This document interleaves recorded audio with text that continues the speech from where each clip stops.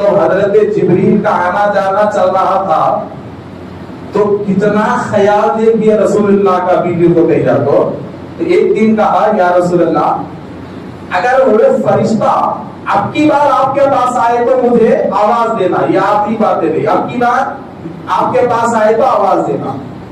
رسول اللہ بیٹھے ہوئے ہیں، حضرت جبریل آ گئے، فوراً رسول اللہ صلی اللہ علیہ وسلم نے کہا کہ خدیجہ آؤ، دیکھو وہ فرشتہ آ گیا۔ بیوی خدیجہ کو تو نظر نہیں آ رہے، مگر رسول اللہ بولے آ گئے، میرے پاس ٹھہرے ہوئے ہیں۔ تو بیوی خدیجہ آئی آ کر کہا یا رسول اللہ اٹھیے۔ اب رسول اللہ کی جگہ پہ بیٹھ گئے اور بیٹھ کے کہا یا رسول اللہ آپ میرے دائیں بیٹھیے۔ رسول اللہ دائیں بیٹھے، پوچھا فرشتہ ہے؟ کہاں ہے؟ پھر بائیں آگے رسول اللہ کہا یا رسول اللہ بائیں بیٹھیے، پوچھا فرشتہ ہے؟ ہاں ہے۔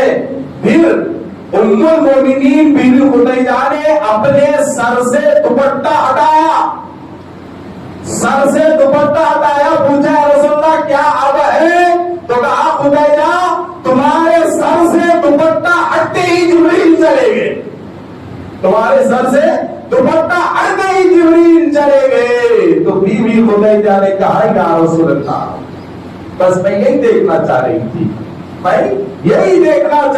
تھی، تو اس کے بعد رسول اللہ نے فرمایا کہ اے لوگوں اگر اپنے گھر کو رحمت کا گہوارہ بنانا چاہتے ہو اور اپنے گھر کو رحمت والے فرشتوں کا مقام بنانا چاہتے ہو تو پھر اپنے گھر کی عورتوں کے سر کو لنگا مت رکھو، بغیر اوڑھنی کے مت رکھو، اپنی عورتوں